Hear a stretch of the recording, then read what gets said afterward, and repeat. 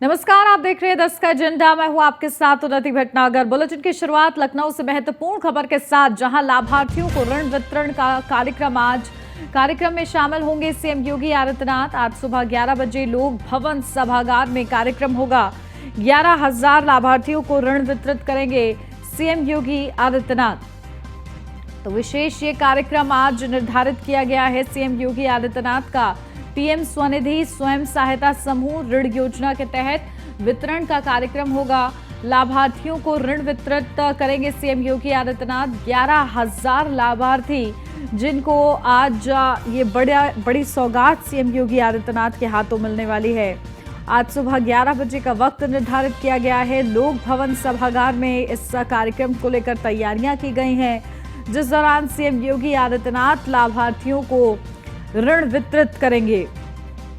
तो बड़ी सहायता दी जा रही है। लखनऊ से ये बड़ी अपडेट, जहां कार्यक्रम में शामिल होंगे सीएम योगी आदित्यनाथ। तो आज सुबह 11 बजे लोक भवन सभागार में कार्यक्रम होगा। सीएम योगी आदित्यनाथ इस दौरान ऋण वितरित करेंगे। 11 बजे का वक्त निर्धारित किया गया है। पीएम स्वनिधि स्वयं सहायता समूह ऋण योजना के तहत कार्यक्रम निर्धारित किया गया है। तो कार्यक्रम में शामिल होंगे बतौर मुख्य अतिथि सीएम योगी आदित्यनाथ। ये विशेष कार्यक्रम रहेगा। 11,000 लाभार्थी आज लाभान्वित होंगे, क्योंकि सीएम योगी आदित्यनाथ उन्हें ऋण वितरित करेंगे। तो उनको क्या संदेश देते हैं, क्योंकि लगातार भारतीय जनता पार्टी की डबल इंजन सरकार अपनी नीति और नियत स्पष्ट करती हुई नजर आ रही है। और इस कार्यक्रम के जरिए भी क्या संदेश दिया जाता है, किस तरीके से डबल इंजन सरकार की जो प्रतिबद्धता है उसको दोहराया जाता है, जो संकल्प है उसको दोहराया जाता है, ये देखना महत्वपूर्ण रहेगा। तो वहीं प्रधानमंत्री नरेंद्र मोदी के नेतृत्व में प्रदेश किस तरीके से तरक्की कर रहा है, विकास की राह में आगे बढ़ रहा है, इन तमाम बातों का जिक्र करना सीएम योगी आदित्यनाथ नहीं भूलते हैं। ऐसे में आज भी ये विशेष कार्यक्रम है, जिस दौरान ऋण वितरित करेंगे सीएम योगी आदित्यनाथ। तो क्या संदेश, क्या संबोधन में क्या कुछ खास वो कहते हैं, इस पर सभी की निगाह रहेगी। फिलहाल आज सुबह 11 बजे का वक्त निर्धारित किया गया है और इस कार्यक्रम के लिए जो तैयारियां हैं वो पूरी तरीके से संपन्न हो चुकी हैं। 11 बजे लोक भवन सभागार में ये विशेष कार्यक्रम आयोजित रहेगा। तो सीएम योगी आदित्यनाथ आज 11,000 लाभार्थियों को ऋण वितरित करेंगे। तो आज सुबह 11 बजे लोक भवन सभागार में कार्यक्रम होगा।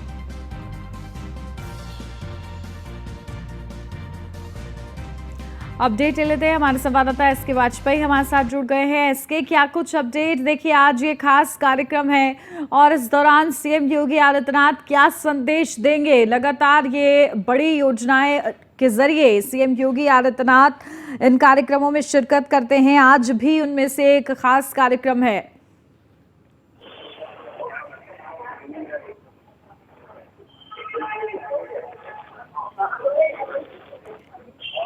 एसके, मेरी आवाज मिल रही है आपको? जी बिल्कुल, सवाल दोहरा देंगे फिर। बिल्कुल, देखिए ये खास कार्यक्रम है, किस तरीके से तैयारियां हैं? 11 बजे का वक्त निर्धारित है इस कार्यक्रम के लिए। बिल्कुल, मुख्यमंत्री योगी आदित्यनाथ लगातार कोशिश कर रहे हैं कि उत्तर प्रदेश के जो भी उद्यमी है उनको श्रम रोजगार के तहत ऋण वितरित किया जाए, जिसको लेकर आज भी मुख्यमंत्री योगी आदित्यनाथ इन लाभार्थियों को ऋण वितरित करने वाले हैं। हालांकि इनकी संख्या काफी बड़ी है और बड़े पैमाने पर ये ऋण वितरित होना है, जिसको लेकर ये कार्यक्रम ये सुबह 11 बजे लोक भवन सभागार में होगा, जिसकी तैयारियां पूरी हो चुकी हैं।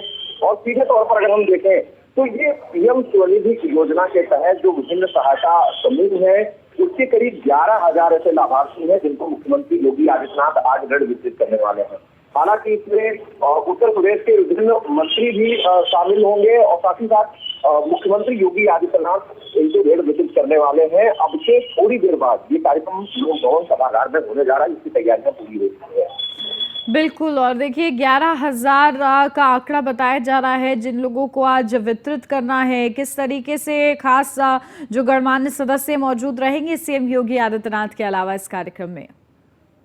तो अगर हम बात करें तो उत्तर प्रदेश के मुख्य सचिव शंकर मिश्रा, उसके अलावा प्रमुख सचिव सीएम संजय प्रसाद, सीएम संजय प्रसाद, साथ ही साथ मुख्यमंत्री योगी आदित्यनाथ, उसके अलावा उत्तर प्रदेश के डिप्टी सीएम ब्रजेश पाठक जैसे लोग इसमें कार्यक्रम में शामिल होंगे। चूंकि मुख्यमंत्री योगी आदित्यनाथ लगातार कोशिश कर रहे हैं कि उत्तर प्रदेश के जो विभिन्न पहले भी विभिन्न सहायता समूहों को ऋण वितरित करते रहे हैं। चूंकि पीएम स्वनिधि योजना के तहत लगातार सरकार कोशिश कर रही है कि ज्यादा से ज्यादा लाभार्थियों को इसका लाभ दिया जाए, ताकि स्थानीय स्तर पर, खास तौर पर जो ग्रामीण क्षेत्र हैं, वहां पर इस योजना का लाभ ज्यादा से ज्यादा लाभार्थियों को मिल सके, जिसको लेकर मुख्यमंत्री योगी आदित्यनाथ आज 11,000 ऐसे प्रदेश भर के लाभार्थी हैं जिनको इस योजना के तहत ऋण वितरित करने जा रहे हैं। तो सीधे तौर पर एक बड़ा कार्यक्रम, और कहीं न कहीं मुख्यमंत्री योगी आदित्यनाथ इसके जरिए से कोशिश करेंगे कि स्वयं सहायता समूहों को सशक्त किया जाए, ग्रामीण स्तर पर बड़े पैमाने पर स्वयं सहायता समूह काम करें। चूंकि अलग अलग क्षेत्रों के विभिन्न काम भी उत्तर प्रदेश सरकार की तरफ से स्वयं सहायता समूहों को दिए जा रहे हैं, तो उनकी वित्तीय स्थिति सुधरे, इस वजह से उत्तर प्रदेश सरकार की तरफ से उनको ऋण लगातार पीएम स्वनिधि योजना के तहत दिया जा रहा है, जिस क्रम में आज भी मुख्यमंत्री योगी आदित्यनाथ 11,000 लाभार्थियों को ये ऋण वितरित करने वाले हैं। जी बिल्कुल ठीक है। एसके, आप लगातार बन रहिए हमारे साथ, लौटती हूँ आपके पास ज्यादा जानकारी के लिए। बढ़ते आगे, लखनऊ से बड़ी अपडेट। लोकसभा चुनाव की तैयारियों में बीजेपी जुटी हुई है। सोशल मीडिया पर ताकत बढ़ाएगी बीजेपी, जहां बीजेपी सरकार की उपलब्धियां बताई जाएंगी। विपक्ष को जवाब देने की रणनीति बनेगी। आईटी, सोशल मीडिया कार्यकर्ताओं को टिप्स दिए जाएंगे। 27 अगस्त को इंदिरा गांधी प्रतिष्ठान में कार्यशाला होगी। तो बैठक में लोकसभा क्षेत्र के सोशल मीडिया संयोजक को बुलाया गया है। राष्ट्रीय महामंत्री संगठन बीएल संतोष इसमें मौजूद रहेंगे। तो सोशल मीडिया पर ताकत बढ़ाएगी बीजेपी। बैठक में लोकसभा क्षेत्र के सोशल मीडिया संयोजकों को बुलाया गया है, वो टिप्स देंगे। और इसी के साथ बड़ी तैयारी के साथ बीजेपी 24 से पहले मैदान में उतरने के लिए तैयार नजर आ रही है। अपडेट ले लेते हैं, एसके हमारे संवाददाता लगातार बने हुए हैं। एसके, देखिए, एक तरीके से सोशल मीडिया आज के समय में एक अहम किरदार निभा रहा है और सोशल मीडिया क्रांति उसे कहा जा सकता है। ऐसे में उस पर भी तैयारी करने के लिए बीजेपी तैयार नजर आ रही है। इन बैठकों के जरिए क्या कुछ रणनीति रहेगी? बिल्कुल, अगर हम देखें तो भारतीय जनता पार्टी ने सोशल मीडिया के जरिए, चाहे वो 2014 का लोकसभा चुनाव रहा हो, 2017 का विधानसभा, 2019 का लोकसभा और 2022 का दोबारा से विधानसभा, उन सभी में बेहतर परफॉर्म किया है। भारतीय जनता पार्टी की जो सोशल मीडिया विंग है वो काफी मजबूत है। अगर हम दूसरे दलों की अपेक्षा में बात करेंगे, बीजेपी ने प्रदेश के 1,69,000 बूथों तक जो अपनी सोशल मीडिया विंग है वो तैयार कर रखी है। 5-5 पदाधिकारी सभी बूथ स्तर पर लगाए गए हैं। बीजेपी की कोशिश यही है कि सोशल मीडिया, जो कि एक सशक्त माध्यम है, उसके जरिए माहौल बनाया जाए। सरकार की वो योजनाएं जिनका लाभ ज्यादा से ज्यादा लोगों तक पहुंचा है, चाहे वो आयुष्मान योजना हो, उज्ज्वला योजना हो, समग्र ग्राम विकास योजना हो, पंडित दीनदयाल उपाध्याय ग्राम विद्युतीकरण योजना हो, उसके अलावा जो आयुष्मान जैसी, किसान सम्मान निधि जैसी योजनाएं हैं, उनका लाभ बड़े पैमाने पर उत्तर प्रदेश के लोगों को हुआ है। यही एक वजह है कि बीजेपी सोशल मीडिया के जरिए अपना मैसेज लोगों तक पहुंचाना चाहती है। और सबसे बड़ी बात यह है कि जहां Bharatiya Janata party social media के जरिए अपनी चीजों को लोगों तक पहुंचाएगी, वहीं जो विपक्ष लगातार सवाल उठा रहा है उसके जवाब किस तरीके से दिए जाएं, इसकी तैयारी भी सोशल मीडिया के जरिए भारतीय जनता पार्टी कर रही है। हालांकि 27 तारीख को जो लोकसभा क्षेत्र के संयोजक हैं, उन सभी संयोजकों को लखनऊ बुलाया गया है, जिसमें से प्रत्येक लोकसभा से कम 5-5 संयोजक लखनऊ पहुंचेंगे। और वो भारतीय जनता पार्टी के जो राष्ट्रीय महामंत्री संगठन है बीएल संतोष, वो लखनऊ में होंगे और उस दौरान उनके साथ संवाद होगा। उनको रणनीति बताई जाएगी कि किस तरीके से पार्टी काम करे, कैसे चीजों को आगे बढ़ाया जाए, क्या रणनीति हो, विपक्षियों का जवाब कैसे दिया जाए, सोशल मीडिया पर मर्यादा कैसे बनाए रखी जाए, ताकि कोई भी आरोप प्रत्यारोप का दौर विपक्ष ना चलाने पाए।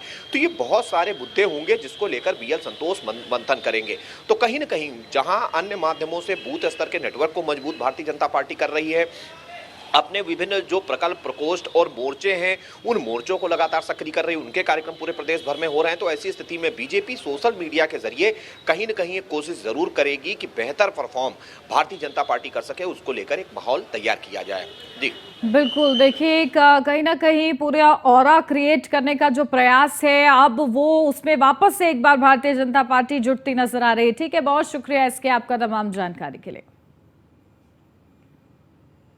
बढ़ते आगे, विक्रम लैंडर से बाहर निकला है प्रज्ञान रोवर, चांद पर छोड़ रहा है भारत के निशान। ये बड़ी अपडेट आपको बता दें, विक्रम लैंडर से बाहर निकला है प्रज्ञान रोवर, तो चांद पर अपने निशान छोड़ रहा है, यानी कि भारत के निशान छोड़ रहा है।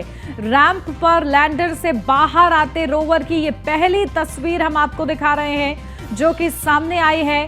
विक्रम लैंडर से प्रज्ञान रोवर जो है बाहर निकला है और इस दौरान जो उसकी पहली तस्वीर है वो हम आपको दिखा रहे हैं। अब ये तमाम चीज़ों की जानकारी जुटाएगा भारत के लिए, साथ ही साथ विश्व के लिए भी ये जानकारी बेहद ही ज़्यादा महत्वपूर्ण होगी। तो ये बड़ी अपडेट है कि विक्रम लैंडर से बाहर निकला है प्रज्ञान रोवर, चांद पर भारत के निशान छोड़ रहा है। तो रैंप पर लैंडर से बाहर आते रोवर की ये पहली तस्वीर है। तो देखिए, ये तस्वीरें आपके सामने हैं, विक्रम लैंडर से बाहर निकला है प्रज्ञान रोवर। तो जहां सफल और सॉफ्ट लैंडिंग हो चुकी है, तो अब बारी है प्रज्ञान रोवर की, जो कि तमाम जानकारियों को जुटाएगा। और ऐसे में अब वो चांद पर भारत के निशान छोड़ते हुए रैंप पर लैंडर से बाहर आया है और उसकी वो जो खास तस्वीरें हैं वो भी हमने आपको दिखाई हैं। अपडेट ले लेते हैं, हमारे संवाददाता पीयूष तिवारी हमारे साथ जुड़ गए हैं।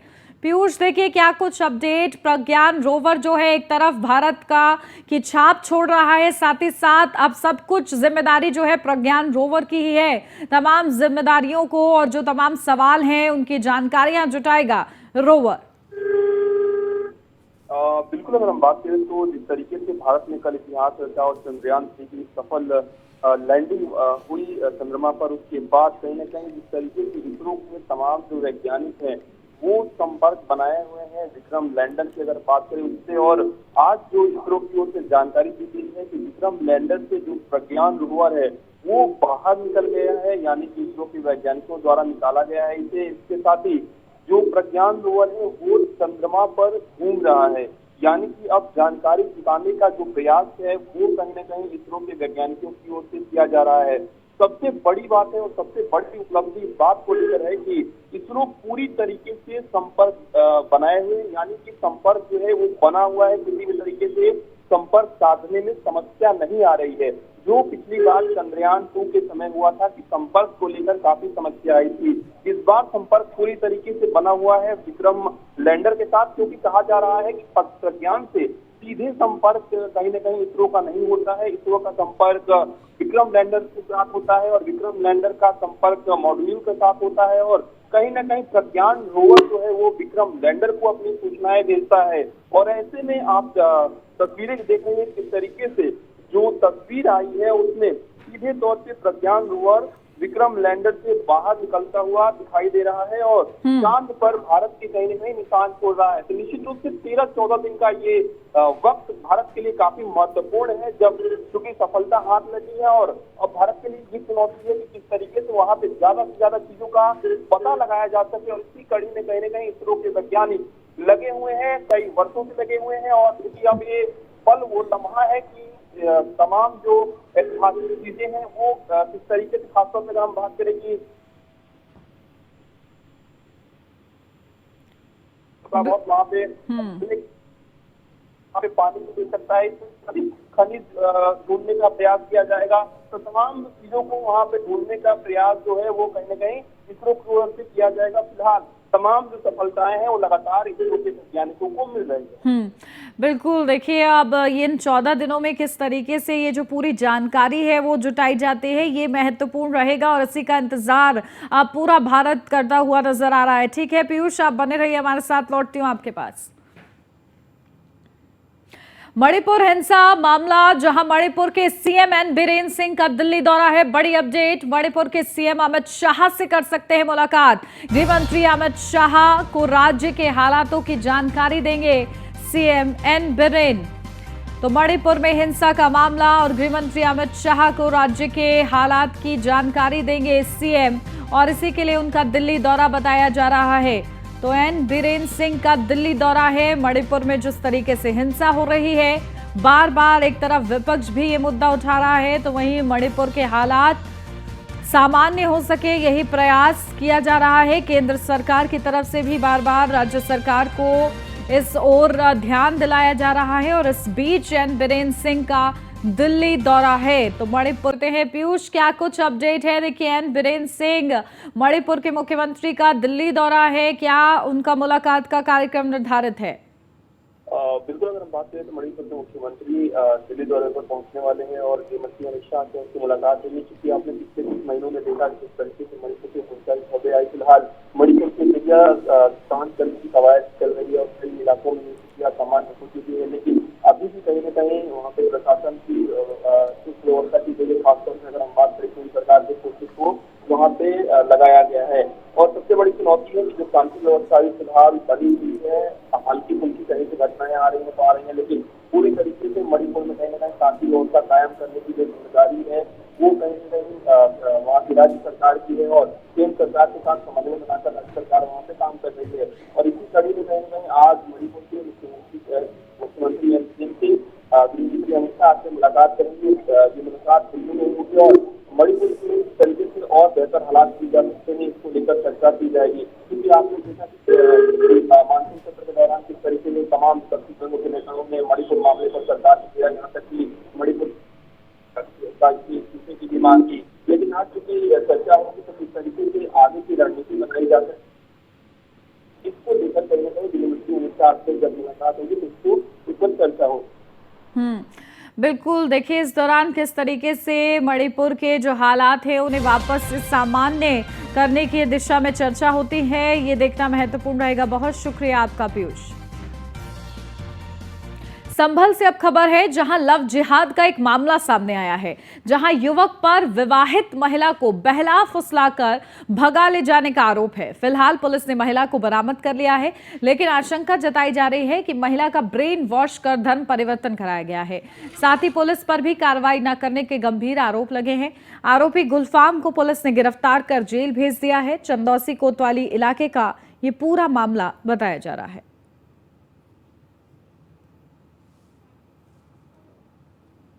उनकी पुत्री को थाना मैनाठेर जनपद मुरादाबाद निवासी गुल मोहम्मद बहला फुसलाकर भगा ले गया है।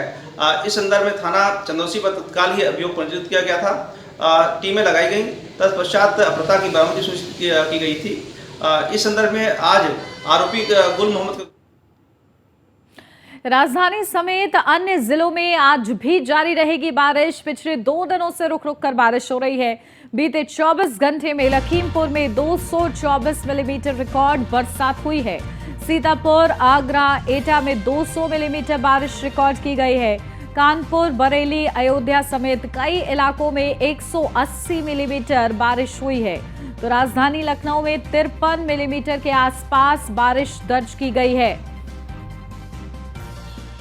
तो कानपुर, बरेली, अयोध्या समेत कई इलाकों में 180 मिलीमीटर बारिश हुई है। तो आज भी बारिश जारी रहेगी। बारिश को लेकर अलर्ट है। राजधानी समेत अन्य जिलों में आज भी बारिश की संभावना है। लखनऊ से अगली खबर, दुबग्गा में भूमाफियाओं ने बेच दी 100 करोड़ की शत्रु संपत्ति। 2011 में ही इस जमीन को बेचने पर रोक लगा दी गई थी। रोक के बाद भी आवासीय समिति ने जमीन की रजिस्ट्री की और जमीन बेचने के लिए रजिस्ट्री कर दी गई। डीएम से शिकायत, तो धोखाधड़ी के शिकार हुए हैं लोगों ने डीएम से शिकायत की है। डीएम ने एसडीएम सदर से इस मामले में रिपोर्ट मांगी है। तो बिक्री स्थल परिवर्तन पर रोक के बाद भी भूखंडों की रजिस्ट्री कैसे, तो बड़े सवाल हैं। और इसी के साथ साथ जो लोग हैं वो न्याय की गुहार भी लगा रहे हैं। अपडेट ले लेते हैं, हमारे संवाददाता संदीप मिश्रा हमारे साथ जुड़ गए हैं। संदीप, क्या कुछ ये पूरा मामला है, और देखिए लोगों की गुहार अब किस तरीके से डीएम एसडीएम सुनते नजर आ रहे हैं?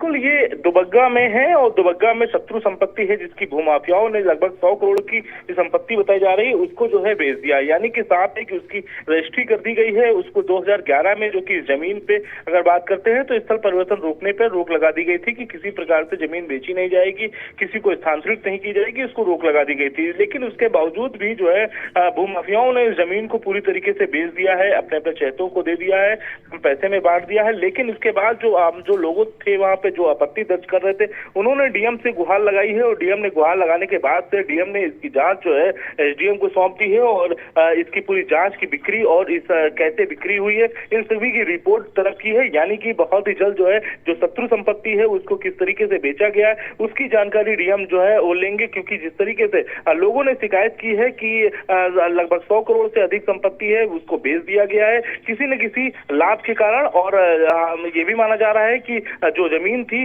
वहां पर उसको 2011 में उसे रोक लगा दी गई थी, लेकिन उसके बावजूद भी भूमाफियाओं ने कोई कमी नहीं छोड़ी और उसको बेच दिया। जी बिल्कुल, देखिए किस तरीके से लगातार जो लोग हैं वो इसके शिकार हुए हैं और जो भूमाफिया हैं उनके संबंध में किस तरीके से अब छानबीन हो रही है।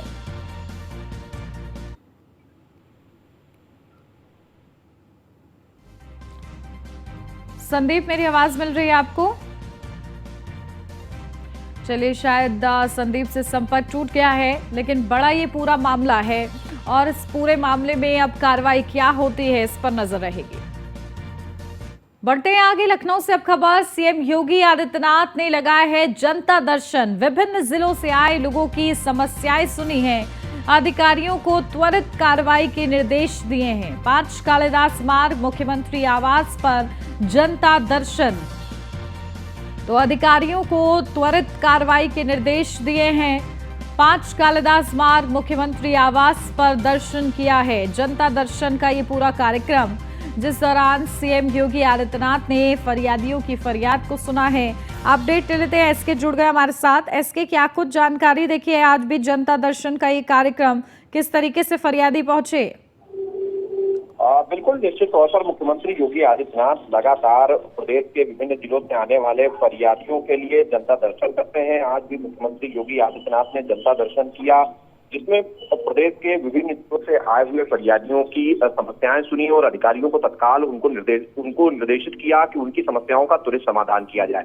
साथ ही साथ मुख्यमंत्री कार्यालय के जो मॉनिटरिंग विंग है उसको भी निर्देशित किया कि जो भी फरियादी अभी तक आए हैं उनकी समस्याओं का निस्तारण के बाद उनका फीडबैक भी दिया जाए। हालांकि मुख्यमंत्री चाहे लखनऊ हो या फिर गोरखपुर हो, दोनों जगह लगातार वो फरियादियों की समस्याओं को सुनते हैं, साथ ही साथ अधिकारियों को त्वरित निस्तारण के निर्देश देते हैं। उसके अलावा जो मुख्यमंत्री योगी आदित्यनाथ के ITRS पोर्टल की जो हेल्पलाइन विंग है वो ऐसे फरियादियों को फोन करके उनका फीडबैक लेती है कि जिस तरीके से उनकी समस्या का समाधान किया गया है उससे वो संतुष्ट है या नहीं। अगर वो संतुष्ट नहीं होते हैं तो दोबारा से उस समस्या के समाधान का निर्देश संबंधित अफसरों को दिया जाता है। तो लगातार कहीं न कहीं मुख्यमंत्री योगी आदित्यनाथ इस तरीके से जनता दर्शन करते रहते हैं। आज भी मुख्यमंत्री योगी आदित्यनाथ ने अपने 5 कालिदास मार्ग मुख्यमंत्री आवास पर जनता दर्शन में विभिन्न प्रदेशों से आए हुए फरियादियों की समस्याएं सुनी। बिल्कुल, देखिए फरियादियों की फरियाद लगातार सीएम योगी आदित्यनाथ सुनते हैं और अधिकारियों को निर्देश भी देते हैं। ठीक है, इसके बहुत शुक्रिया आपका।